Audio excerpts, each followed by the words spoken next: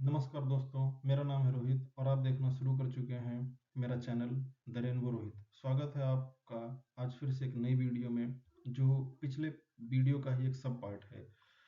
तो जो पिछला टॉपिक था डिजिटल अरेस्ट, मैं इस टॉपिक पे इतनी वीडियो बनाना चाहता हूँ कि लोग जो भी जहाँ जहाँ तक मेरी पहुँच है, छोटी सी मेरी सब्सक्राइबर बेस है, मैं चाहता हूँ जितने भी लोग मेरे से सब्सक्राइब हैं, जो मुझे जानते हैं वर्चुअली, पर्सनली, मैं उन सबको ये अवेयर करना चाहता हूँ ताकि वो या उनके जानकार कोई भी इस तरीके की फ्रॉड और स्कैम में ना फंसे।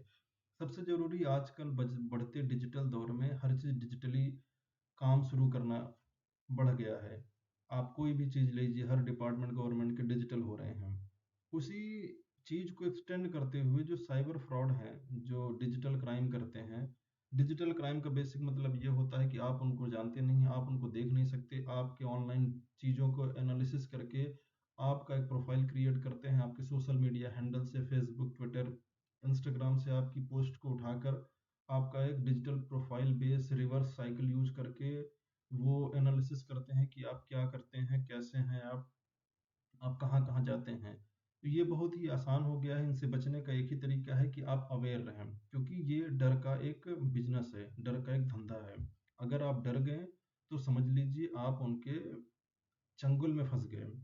मैं यही चाहता हूँ कि जितने भी लोग मेरे जानने वाले हैं, वो कभी भी इनका शिकार ना हो। उसी के रिगार्डिंग मैं वीडियो बना रहा हूँ और आगे भी आती रहेंगी, ताकि मैं उन सबको सेव कर सकूँ जो मेरे जानने वाले हैं। क्योंकि मुझे खुशी होगी कि सब बचे रहें, किसी का पैसा कहीं फालतू में न जाए, सबकी मेहनत की कमाई है और ये सिर्फ अब पैसे तक बात सीमित नहीं रह गई है।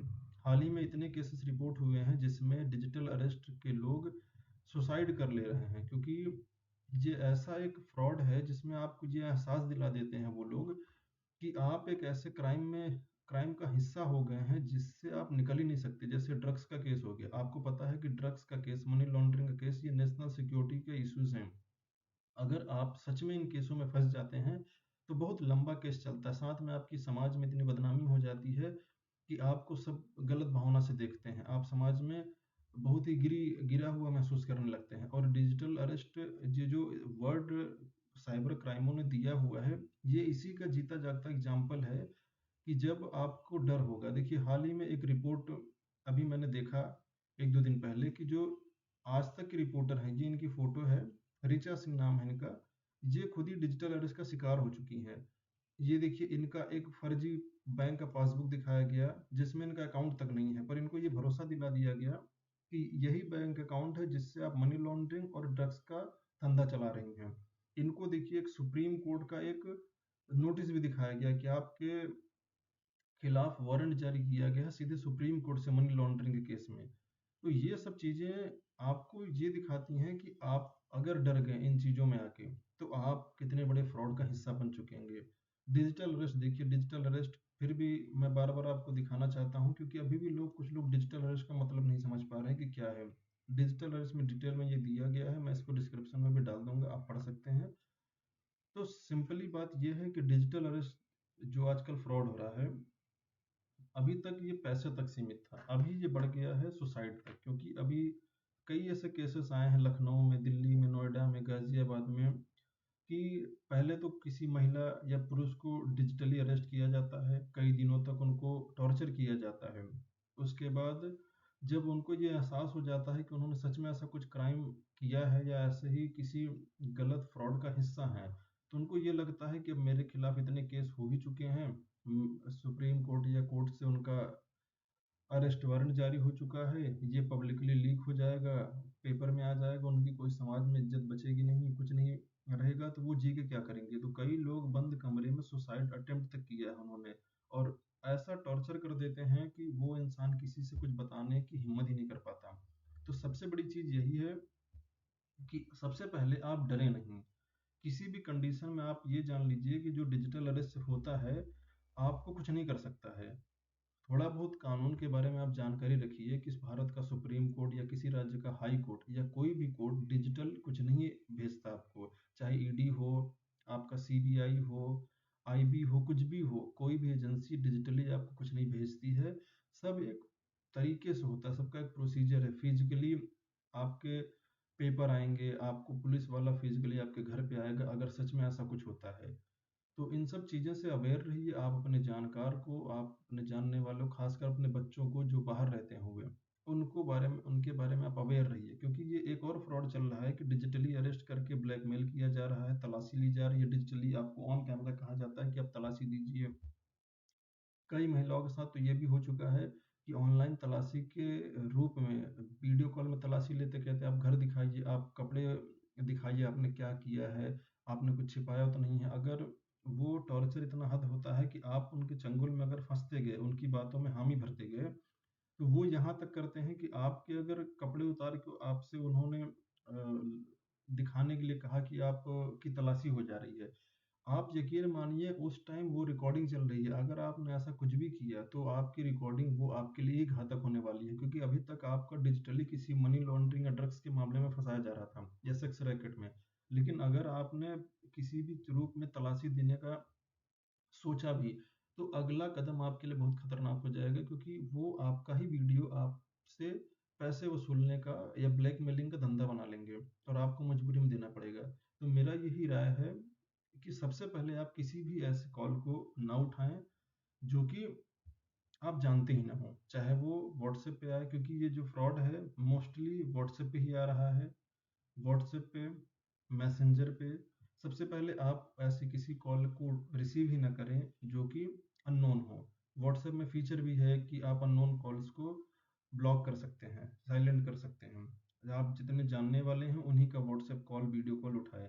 और अगर उठाते भी हैं तो आप बात करते हैं, किसी भी ऐप को किसी भी लिंक पे क्लिक करने से बचें। कोई नया ऐप इंस्टॉल करवाने के लिए कहते हैं, कभी मत करिए। आप हमेशा ये ध्यान रखिए कि एंड्रॉयड यूज कर रहे हो चाहे आप आईफोन यूज कर रहे हो, एप्पल की कोई डिवाइस, हमेशा जो एथोराइज एप्पल स्टोर या प्ले स्टोर है या उन्हीं से आप कोई भी एप्लीकेशन डाउनलोड करिए। थर्ड पार्टी से कुछ भी कभी डाउनलोड मत करिए। ये बचने का पहला स्टेज है, क्योंकि जो जालसाज हैं, जो फ्रॉडर हैं, वो सबसे पहले यही करते हैं कि आपको अपनी बातों के उलझनों में फंसा के आपसे कोई भी लिंक भेज के उस पर क्लिक करने को कहते हैं। अननोन कॉल से लिंक मैसेज भेजते हैं कि आप उसको रिसीव करिए। कोई ऐप इंस्टॉल करवाते हैं कि हम आपको निगरानी रखेंगे, ये भारत सरकार का कहना है, नोटिस आई है। ऐसे कोई लिंक ओपन ना करें, किसी भी दिए गए नंबर पे कॉल ना करें, क्योंकि आपका नंबर फॉरवर्ड कर सकते हैं, फिर आपके पास जो कॉल आएगी सीधे उनके पास जाएगी। सबसे बड़ी बात कि अगर कोई ऐप इंस्टॉल कर लेते हैं, पूरा फ़ोन का एक्सेस आपका उनके पास चला जाता है, आपकी फ़ोटोज़, कॉन्टैक्ट, यहाँ तक कि बैंकिंग ट्रांज़ैक्शन सब कुछ जा सकता है। तो सबसे चीज़ है आप इन सबसे अवेयर रहें, किसी को भी कुछ शेयर ना करें, ना ही किसी ऐप, किसी चीज़ को इंस्टॉल करें। आप ये देखें कि हम जो यूज़ कर रहे हैं वो ऑफ़िशियल स्टोर से है कि नहीं, किसी भी ऐसे लिंक पे ना क्लिक करें और स्काइप डाउनलोड ना करें, अगर आपको ज़रूरत ना हो, किसी के कहने पे ना करें, आप अपने समझदारी से करें। देखिए हाल ही में कुछ केसेस रिपोर्ट हुए हैं, मैं आपको उनके थोड़े से हाइलाइट्स दिखा देता हूँ। देखिए डिजिटल गिरफ्तारी में हाल ही घटना है, हाल ही में नोएडा साइबर क्राइम स्टेशन में 50 वर्षीय पीड़ित द्वारा शिकायत दर्ज की गई थी, जिसके साथ 11 लाख रुपए से अधिक की ठगी की गई और उसे डिजिटली गिरफ्तार करने का सामना करना पड़ा। सीबीआई के एक आईपीएस अधिकारी और एयरलाइन के संस्थापक की पहचान उपयोग करके हमलावरों ने कानून अधिकारी के रूप में पीड़िता को फर्जी मनी लॉन्ड्रिंग केस में शामिल होने का झूठा आरोप लगाया। उन्होंने बताया गया कि उसके नाम पर एक सिम कार्ड और इस्तेमाल मुंबई में धोखाधड़ी की गतिविधियों से किया गया है। पीड़िता द्वारा दी गई शिकायत में कहा गया है कि पीड़िता का कॉल एक व्यक्ति, जिसमें खुद मुंबई अधिकारी के रूप में पहचाना है, जिसमें कॉल पर शुरुआत में पूछताछ की, स्काइप डाउनलोड करने के लिए कहा, टाइम दिया गया। ये सब तमाम ऐसे आप गूगल पर सर्च करेंगे, ये देखिए मैं अगर आपको गूगल पर सर्च करके दिखा दूँ ना कितने केसेस हैं डिजिटल अरेस्ट, आप टाइप करिए, सैकड़ों केसेस हैं। ये देखिए डिजिटल अरेस्ट मैंने टाइप किया, ये देखिए इतने केसेस हैं कि आप समझ नहीं सकते कि केस कितने हैं। बहुत सारे अमाउंट का फ्रॉड हो रहा है और इसका जो रिपोर्टेड रेट है सिर्फ 1% है, क्योंकि बहुत सारे लोग इसको बताना ही नहीं चाहते कि समाज क्या सोचेगा उनके बारे में, क्योंकि ये सिर्फ ऐसा नहीं है कि उनके साथ हो रहा है जिनको कानून की जानकारी नहीं है या जो पढ़े लिखे नहीं है। ये ऐसे लोगों के साथ भी हो रहा है जो अच्छे खासे पढ़े लिखे हैं, क्योंकि वो ये सिर्फ डर का एक जाल है। आप डर गए तो आप कुछ भी करवा सकते हैं आपसे। ये देखिए दूसरा केस डिजिटल अरेस्ट फ्रॉड, एक ताजा मामला फरीदाबाद से आया है। यहाँ 23 वर्ष की एक लड़की को लखनऊ कस्टम अधिकारी बनकर फोन किया गया। फोन करने वाले ने कहा कि कंबोडिया में एक पैकेज भेजा जा रहा है जिसमें पीड़ित के आधार नंबर से जुड़े कार्ड और पासपोर्ट शामिल है। पीड़िता का को ये विश्वास दिलाया गया। देखिए, सबसे बड़ी बात, आपको विश्वास दिलाते हैं, दिलाने के लिए मजबूर किया गया कि वो अवैध गतिविधि का हिस्सा है जिसमें मानव तस्करी भी शामिल है। पुलिस अधिकारियों की आईडी हैकर्स ने पीड़िता को ऐसे हटने का आरोप लगाया। इसके बाद उसे सीबीआई और अधिकारी के रूप में काम करने वाले एक व्यक्ति को बताया कि कुल राशि 5% यानी 15 लाख रुपए देने होंगे। उसने कहा कि साइबर अधिकारी ने उसे स्काइप से लॉगिन ऑफर करने का दिया। तो ये तमाम ऐसे केसेस हैं। मैं अगर केसेस का एग्जांपल देने लगूंगा तो बहुत वीडियो लंबी हो जाएगी। सिर्फ मेरा ये मकसद है कि आपको अवेयर करना। आप अवेयर हो जाएंगे तो फिर बहुत उम्मीद है कि ऐसा कुछ नहीं होगा। हमेशा देखिए, यहाँ पे भी मैंने कुछ टॉपिक्स को कवर किया है कि डिजिटल गिरफ्तारी से खुद को कैसे बचाएं। साइबर सुरक्षा के प्रति आपका जानकार रहना, अवेयर रहना सबसे बड़ी चीज जानकारी है कि क्या क्या हो सकता है। पासवर्ड और सॉफ्टवेयर को अपडेट करते रहिए। किसी भी थर्ड पार्टी ऐप से आप कोई भी डिवाइस इंस्टॉल ना करें। वर्चुअल नेटवर्क का यूज करने से पहले आप उसकी सुरक्षा के बारे में जान लीजिए। तमाम ऐसी चीज़ें हैं। और आजकल व्हाट्सएप हैक करने का भी एक लल्लन टॉप के ही रिपोर्टर हैं, उनका भी एक मामला सामने आया है कि उनका व्हाट्सएप ही हैक कर लिया गया। उनसे ये कहा गया कि आपका एक पार्सल आने वाला है, आपका फ़ोन लग नहीं रहा है, मैं एक नंबर दे रहा हूँ, आप उस पर कॉल करके बात कर लीजिए। तो उन्होंने क्या किया, उस नंबर को कॉल किया। मैं आपको यहाँ पे थोड़ी सी जानकारी और दे देता हूँ कि जो कॉल फॉरवर्डिंग का जो फीचर है वो कोड से एक्टिवेट होता है। किसी आप नंबर पे डायरेक्ट कॉल करेंगे तो वो कॉल फॉरवर्डिंग हो जाएगी। कोड होता है जैसे स्टार हैश करके, उनसे कॉल फॉरवर्डिंग एक्टिवेट हो जाती है। आप उन जानकारियों को अपने पास रखिए कि कैसे कॉल फॉरवर्डिंग होती है, से कॉल सेटिंग में जाके कैसे उसको डिसेबल किया जाता है। अगर कॉल फॉरवर्डिंग हुई, कॉल फॉरवर्डिंग होने से दिक्कत ये है कि मान लीजिए अगर आपका व्हाट्सएप आपके फ़ोन में लॉगिन है, आपके नंबर पे किसी ने कॉल फॉरवर्डिंग एक्टिवेट कर दिया अपने नंबर पे, तो व्हाट्सएप, आप ही का व्हाट्सएप अपने फ़ोन में लॉगिन करेगा। जो वेरिफिकेशन मैसेज आता है वो कॉल में भी आता है। 3 ऑप्शन होते हैं, ईमेल, कॉल और मैसेज। तो वो कॉल करेंगे कि मैं कॉल प्रेफ़र करूँगा। तो जब व्हाट्सएप उनको कॉल करेगा, यानी आपके नंबर पे जब कॉल आएगी तो वो आपके नंबर पे ना आके जिस नंबर पे फॉरवर्ड हुआ है उस पे चला जाएगा और वो कोड सुन के कोड डाल देंगे तो आपका पूरा व्हाट्सएप उधर एक्टिवेट हो जाएगा। फिर आपके जानने वाले रिलेटिव से पैसे माँगेंगे, पैसे की डिमांड करेंगे कि मैं थोड़ी सी प्रॉब्लम में फंस गया हूँ, मुझे कुछ पैसे की चाहिए। सब लोगों को ये मैसेज भेजते हैं, उनके साथ भी ऐसा ही हुआ।